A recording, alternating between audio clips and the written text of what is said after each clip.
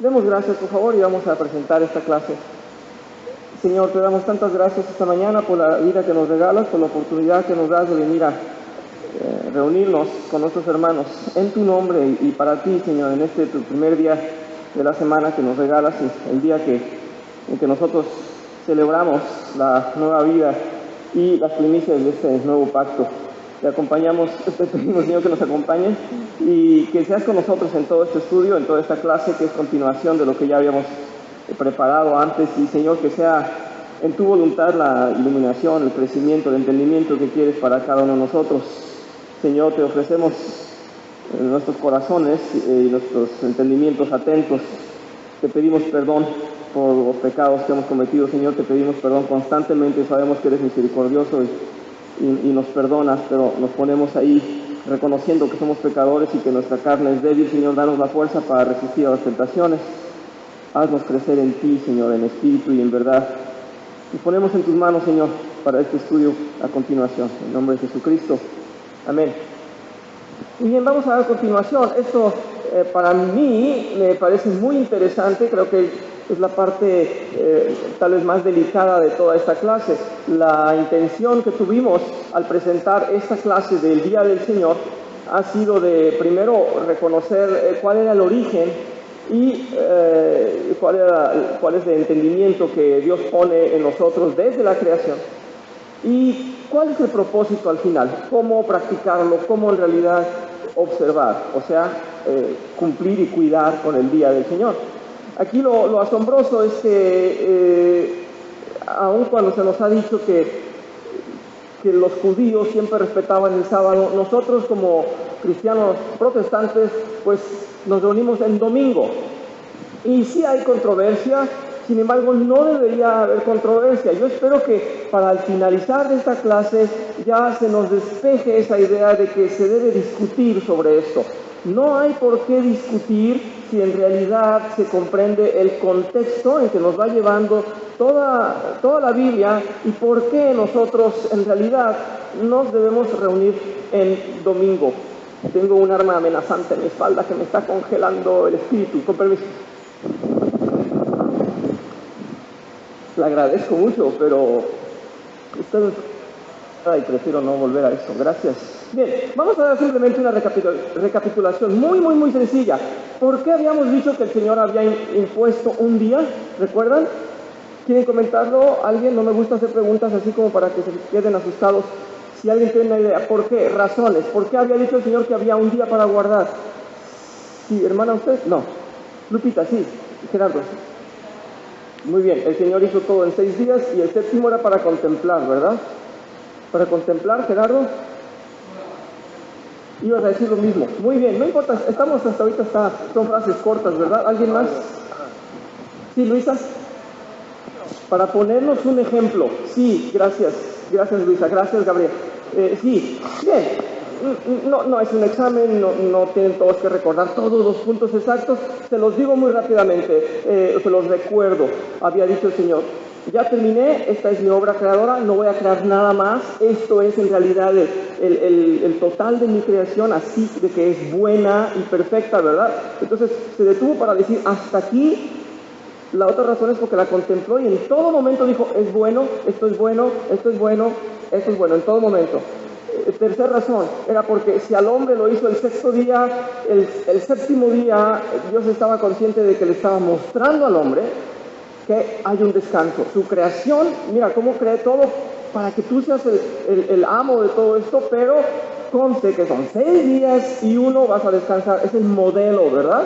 Y una más que es un poco más teológica, es decir, mucho más profunda de lo que podemos aparentemente ver en la Biblia, y es que así como había un periodo de trabajo, había un periodo de reposo, pero esa semana estaba anunciando lo que es en total la obra de Dios. Decíamos, nos va a llevar de la esclavitud a la libertad, de ir en el desierto a la tierra prometida, de ir todo un tiempo de culpa y de condena a la salvación. Estaba como presentando una imagen en toda su magnitud que nosotros todavía no conocíamos, que el hombre todavía no conocía. Estamos solamente diciendo que esto era una imagen que Dios presentaba. Bien, eso fue desde la creación. Después vino el momento en que Dios quiso dar las leyes, necesitaba dar las leyes porque el hombre no tenía razón de cómo comportarse, y Dios le pidió esa santidad y guardar esas leyes, y en esas leyes, el número 4 de los mandamientos exige que se cumpla el día del reposo, ¿verdad? No vas a vivir la vida en desorden, vas a tener ese día porque yo lo cimenté desde antes y quiero que lo respetes. Bien, y la semana pasada hicimos acento en cómo a Dios le molestaba que no respetaran ese día. Sin embargo, también, así cuando nos muestra Dios un pacto y una exigencia, nos muestra su benevolencia, su generosidad. Y estábamos viendo que aquellos que no eran parte del pueblo de Dios en un principio, pero que guardaban ese día, que en honor a Dios lo guardaban, tenían una recompensa. Y era agradable a Dios. Eso nos estaba mostrando no solamente que en ese momento era bueno Dios, que en ese momento había gracia, que en ese momento había misericordia. Nos estaba planteando también la imagen que les dijimos la semana pasada en el final de la clase. Así como nosotros no éramos del pueblo judío, estoy hablando en mi persona, pero la mayoría de nosotros, la mayoría de los gentiles, es decir, la mayoría de los actuales cristianos no éramos judíos, sino éramos gentiles, así como fuimos llevados por la cruz y no por la ley, ni por la sangre, ni por la ascendencia, así también nos estaba mostrando ese favor que hacía antes, nos lo está mostrando a nosotros. Voy a tratar de un poco acomodar todo esto que acabo de decir. Antes al pueblo judío se le había dado el orden del día del reposo. Quienes no eran judíos y lo guardaban, y lo veneraban, y lo respetaban, fueron aceptos. ¿Se dan cuenta? También pasó con nosotros. Nosotros no teníamos derecho alguno, nosotros no éramos judíos. Por la sangre de Cristo dijo que todo aquel que en él crea sea salvo.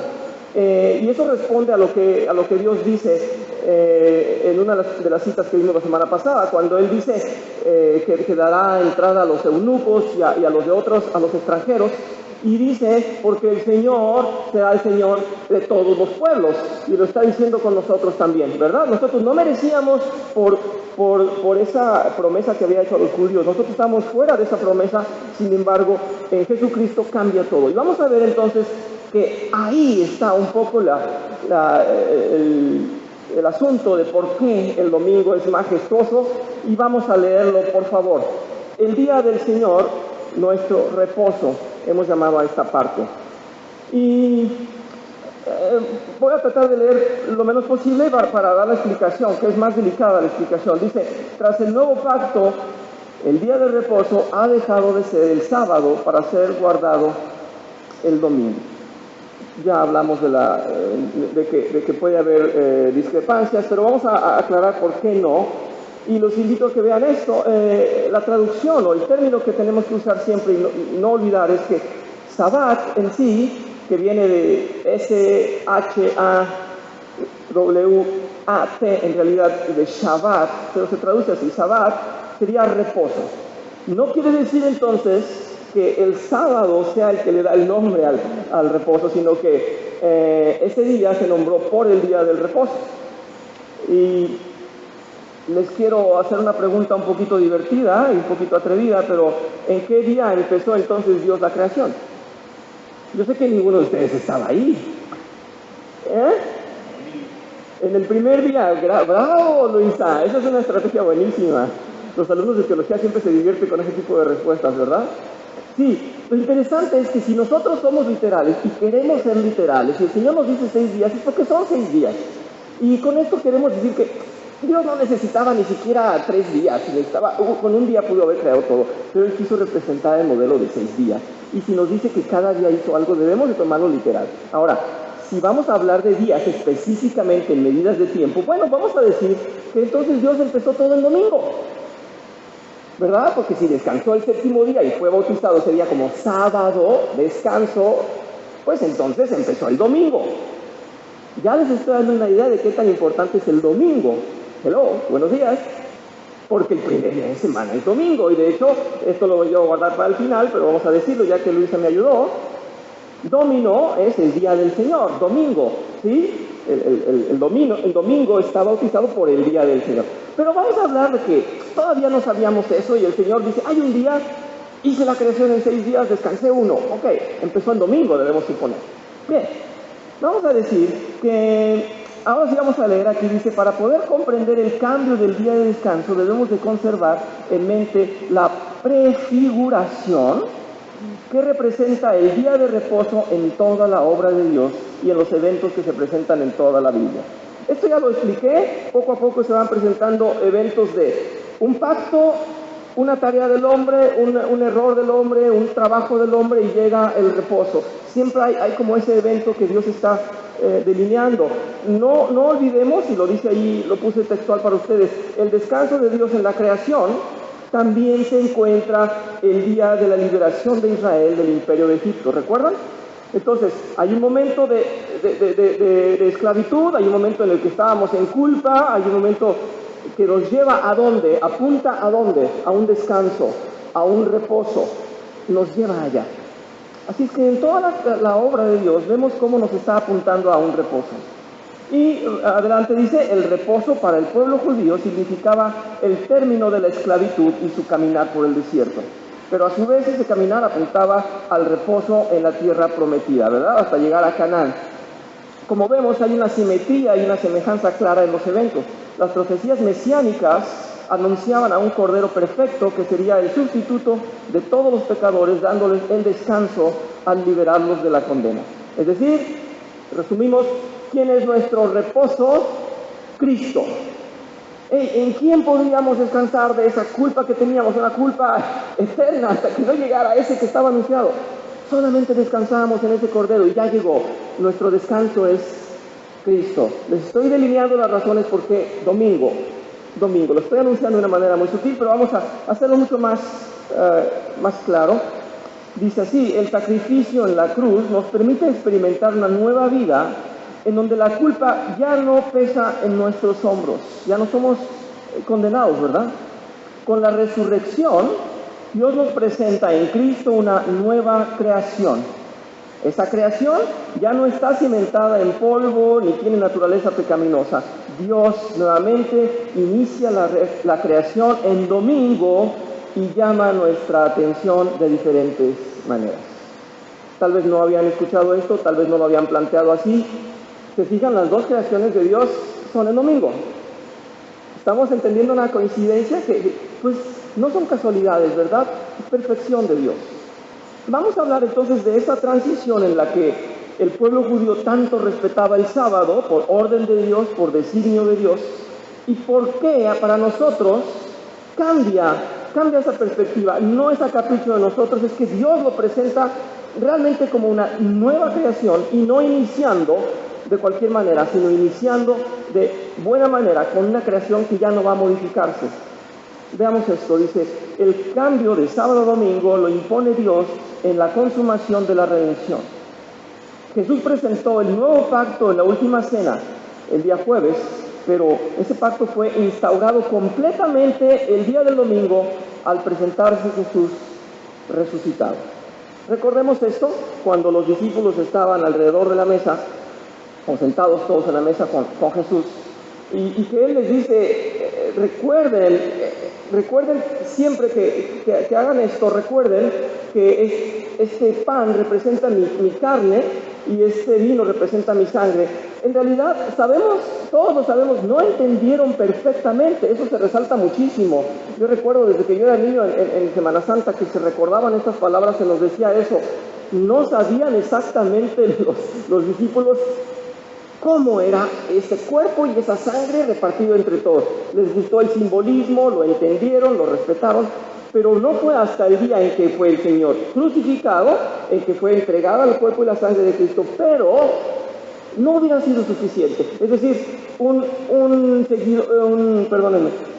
un maestro, un líder, un héroe que muere por los demás, no era lo que Dios quería presentar para nosotros, así de simple.